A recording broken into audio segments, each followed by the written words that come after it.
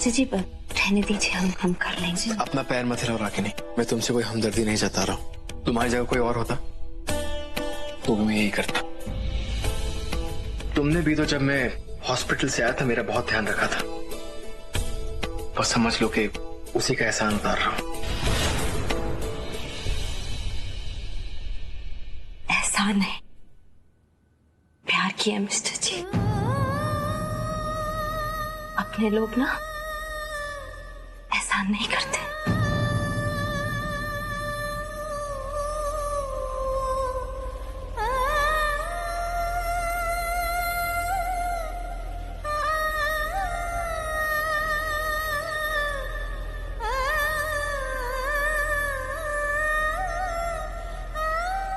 अभी 1 घंटे पहले तुमने मुझे पूरी बेकदरी के साथ अपने आप से दूर धकेल दिया था और अभी अपने प्यार की दुहाई दे रही हो। रागिनी सिंह, मैं तुम्हें जान तो गया लेकिन समझ नहीं पा रहा, और तुम्हें समझने के लिए मुझे इस बात का पता लगाना होगा कि हमारी शादी क्यों और किन हालातों में। पूरा एपिसोड देखिए ZEE5 पर। दुलारी दीदी, हाँ क्या है बोलो। वो एक बात पूछनी थी आपसे। क्या है पूछो।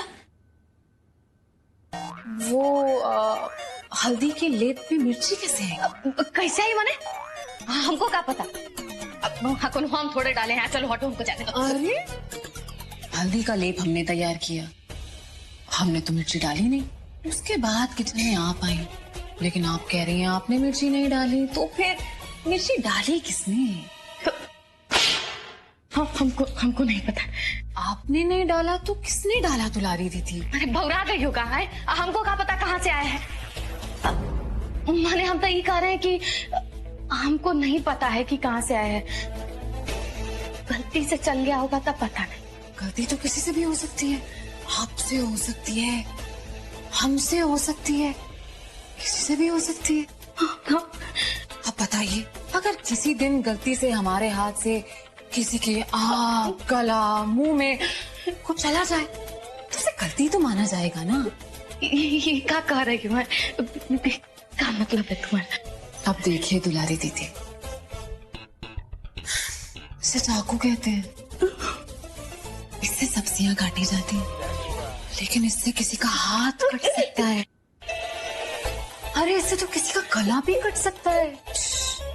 अब बताओ, गलती से किसी की जान जा सकती है। अब ऐसी गलती से तो बचना चाहिए ना, हमको भी, आपको भी। हम तो कहते हैं कि गलती होए भी नहीं करना चाहिए, कोनो को गलती नहीं करना चाहिए, तुमको भी नहीं करना चाहिए, हमको तो एकदम में नहीं करना चाहिए। नहीं होना चाहिए, एकदम में गलती नहीं होना चाहिए। हम तो कहते हैं काहे कोनो गलती करेगा, एकदम में नहीं। कभी कोई हमारे मुंह से नहीं सुनेगा कि हम कहीं गलत बोले, तो कहते हैं कि गलती है, सब गलत है, ये होना ही नहीं चाहिए। कौन बनाया है ये सब? दुलारी दीदी क्या हुआ, और ये सब क्या है? क्या कर दिया मैंने? दूध गिरल है, साफ करो। साफ तो हम कर देते, लेकिन हम ना ये सब्जी काटने आए थे। सब्जी आप काट दो और हम दूर रखो, पीछे रखो। हम करें। अरे हम कह रहे हैं कि आप सब्जी काट दो। रखो ना इसको पीछे रखो। करण हटाओ इसको।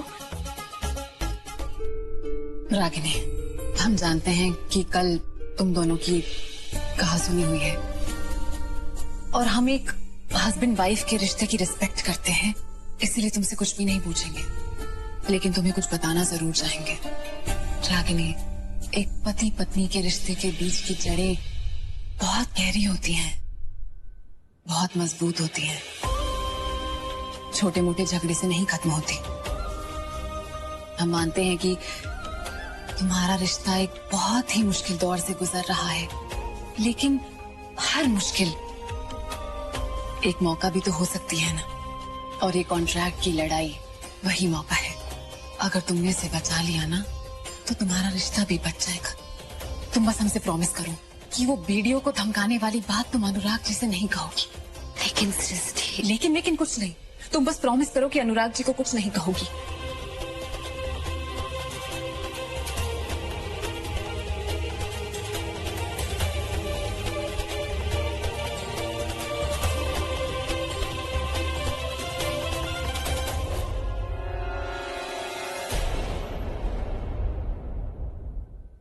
क्या हुआ? मेरे आते ही तुम दोनों ऐसे चुपके हो गए? वो तुम दोनों कॉन्ट्रैक्ट की बातें कर रहे थे ना? प्लीज कंटिन्यू, मैं वैसे भी चाह रहा हूँ, बस बुक लेने आया था।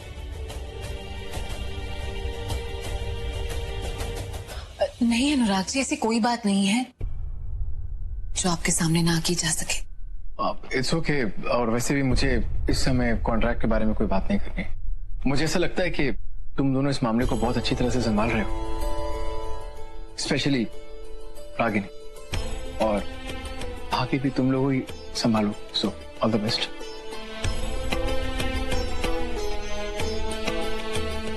अब मुझे जो भी पता करना होगा अपने तरीके से करूंगा।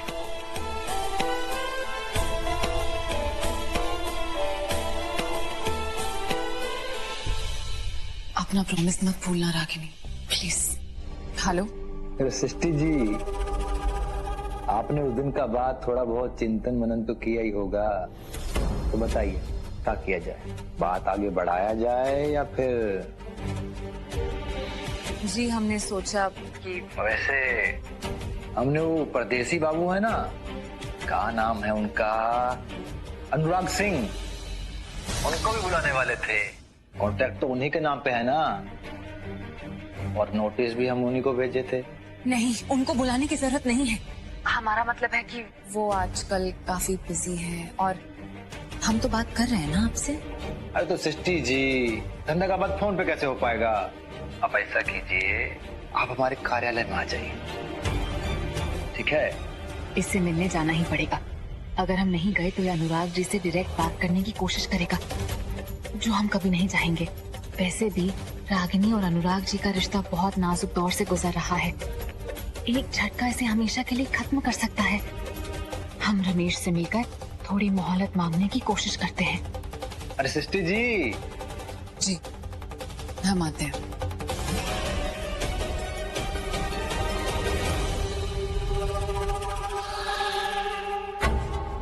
क्या हुआ, सब ठीक है ना?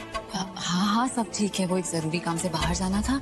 अच्छा सुनो, तुम अनुराग जी पर नजर रखना, ठीक है? हम बस अभी आते हैं। हम जा तो रहे हैं रमेश के यहाँ, लेकिन पहले इस केस के बारे में हमें पापा से एडवाइस लेनी होगी।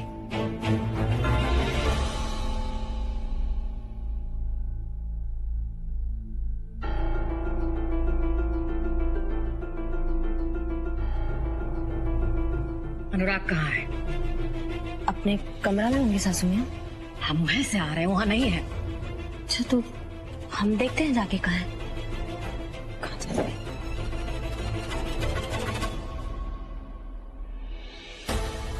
भैया यहाँ पर भी नहीं है, कमरा में भी नहीं थे, कहाँ जा सकते? सुमेर, सृष्टि क्या बिल्कुल मुझे पसंद नहीं करती थी? अमीन अगर ऐसा था तो फिर बात एंगेजमेंट पे कैसे पहुंची थी? अमीन तुम लोगों ने उससे एंगेजमेंट से पहले बात नहीं की थी क्या? एंगेजमेंट होने के बाद उसने मुझे रिजेक्ट क्यों कर दिया? ये सब आप कहाँ बात कर रहे हो अनुराग जी? सिस्टर वो काहे रिजेक्ट करेंगी? बल्कि सृष्टि तो आपको बहुत ही पसंद करती थी। सृष्टि तो बस। तो अगर ऐसा था तो आई एम श्योर उसने अपने मन की बात जरूर खुल के तुमसे कभी ना कभी बताई होगी कि वो विशु को लाइक करती थी। विशु जी और सृष्टि का रिश्ता हमको समझे नहीं अनुराग जी। अरे वो सृष्टि ने विशु की वजह से मेरे साथ सगाई तोड़ दी थी, राइट? तुम्हें तो ये बात पहले से पता होगी ना कि सृष्टि और विशु का कुछ हमारी सगाई से पहले। ये सब अब कहाँ बात लेके बैठ गए अनुराग जी? बल्कि हम तो अब शुक्र है भगवान का कि अब इन दोनों के बीच में सब कुछ सही है। तो सृष्टि तो बस